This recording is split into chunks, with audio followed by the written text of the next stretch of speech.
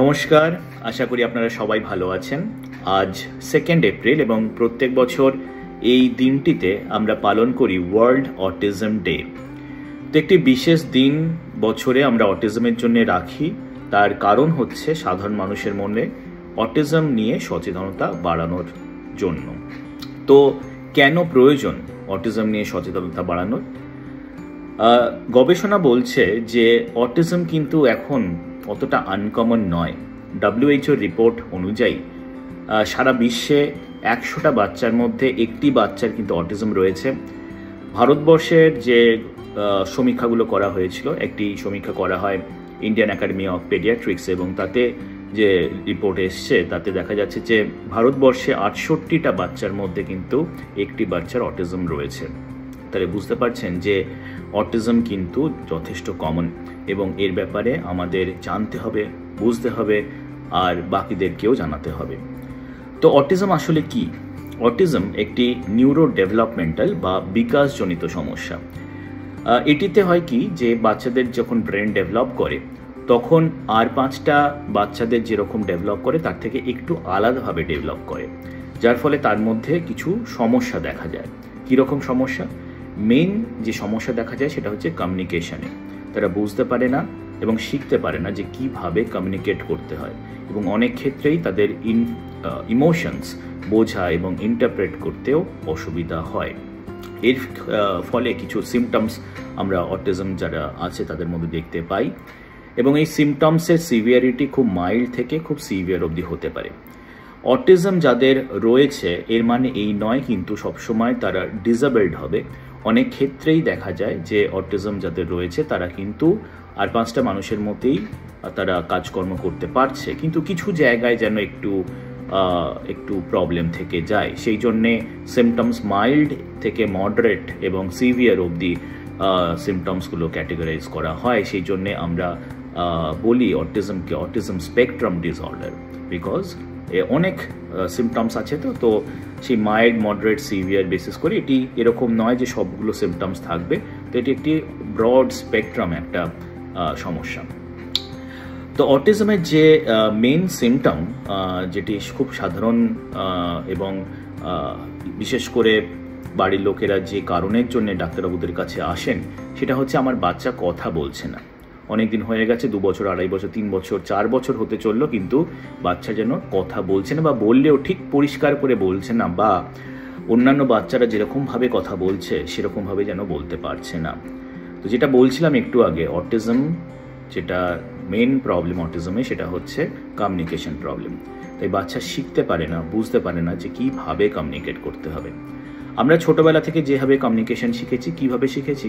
By imitation. আমরা দেখে দেখে শিখেছি। আমরা দেখেছি আমাদের বাবা মারা কীভাবে কথা বলেন, আমাদের দাদু দিদারা কীভাবে কথা বলেন, ইমোশনস কীভাবে প্রকাশ করতে হয় সেগুলো আমরা দেখে দেখে শিখেছি। কিন্তু অটিজম যাদের আছে তারা কিন্তু সেগুলো পারে না শিখতে। তার জন্যেই এই কমিউনিকেশন গ্যাপ। এবং কমিউনিকেশনের সবথেকে প্রথম যেটা জিনিস সেটা কিন্তু ল্যাঙ্গুয়েজ বা স্পিচ নয়, সেটা হচ্ছে আই কন্ট্যাক্ট। সেই জন্যে অটিজম যাদের রয়েছে যে বাচ্চাদের, তারা কিন্তু চোখের দিকে তাকিয়ে কথা বলে না। যেটুকু শব্দ করে সেটা কিন্তু চোখের দিকে তাকিয়ে করে না। অনেক ক্ষেত্রে তাদের নাম ধরে ডাকলে তারা চোখের দিকে বা মুখের দিকে তাকায় না, তারা অন্য দিকে তাকিয়ে থাকে। তো এটিও একটি কমন সিমটম যেটা আমরা দেখতে পাই অটিজমের বাচ্চার মধ্যে। নেক্সট যেটা দেখা যায় সেটা হচ্ছে স্টিরিওটাইপড মুভমেন্ট বা কিছু রিপিটেটিভ মুভমেন্ট।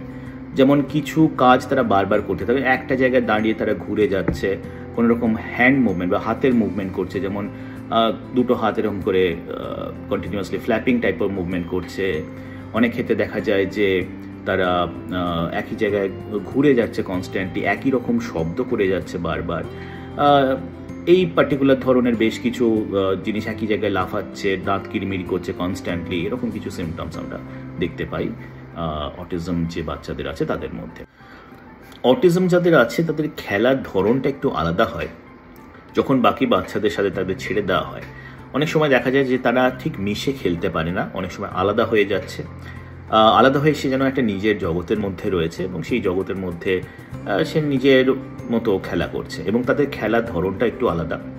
তথাকথিত যে খেলনাগুলো রয়েছে সেগুলো নিয়ে তারা ঠিক খেলতে পারে না। তারা যেমন ধরুন কোনো একটা দড়ি নিয়ে খেলছে, একটা বাসন নিয়ে খেলছে, কোনো একটি খবরের কাগজ নিয়ে খেলছে, এগুলোই মেনলি তারা ইন্টারেস্ট পায়। খেলনার প্রতি ইন্টারেস্ট ইউজুয়ালি দেখা যায় না, বা যদি খেলনার প্রতি ইন্টারেস্ট থাকে তাহলে আপনারা দেখবেন যে ঠিক খেলনা অ্যাজ আ হোল খেলতে পারে না। ধরুন একটি খেলনার গাড়ি দিয়েছেন, তার চাকাটি ওপর তার ইন্টারেস্ট, এবং সে চাকাটি কনস্ট্যান্টলি সে ঘুরিয়ে যাচ্ছে। অটিজমের বাচ্চাদের কিন্তু এইরকম ঘুরন্ত যে অবজেক্ট তার প্রতি একটি আকর্ষণ অনেক সময় দেখা যায়। সুতরাং ফ্যান ঘুরলে তার প্রতি একটা বিশেষ আকর্ষণ, গাড়ির চাকা, এইগুলো আমরা অনেক সময় দেখতে পাই। এছাড়া দেখা যায় বেশ কিছু বিহেভিয়ারাল অ্যাবনর্মালিটিস, যেমন অত্যধিক রাগ, বা অনেক সময় দেখা যায় যে তাদের মধ্যে প্রচণ্ড চঞ্চলতা, সে যেন এক জায়গায় বসছে না, খালি এদিক ওদিক দৌড়াচ্ছে, অনেক সময় নিজেকে কামড়াচ্ছে, অন্যজনকে মাকে কামড়াচ্ছে, হিট করছে, এরকম অনেক কিছু দেখা যায়। তো অনেক সময় এই সিমটমসগুলোকে attention deficit hyperactivity disorder বলে আরেকটি সমস্যা রয়েছে, বা এডিএইচডি, এর সাথে কিন্তু গুলিয়ে ফেলা হয়। অনেক সময় ভাবে যে বাচ্চাটির বোধহয় এডিএইচডি রয়েছে, কিন্তু অটিজম থাকলে যে এডিএইচডি থাকবে তা কিন্তু নয়। অটিজমের বাচ্চারা যেহেতু তাদের মনের ভাব প্রকাশ করতে পারে না, অনেক ক্ষেত্রে দেখা যায় যে তারা খুব বিরক্ত হয়ে যাচ্ছে, তারা খুব অস্থির হয়ে যাচ্ছে, এবং সেই জন্যেই প্রচণ্ড চঞ্চল হয়ে পড়ছে।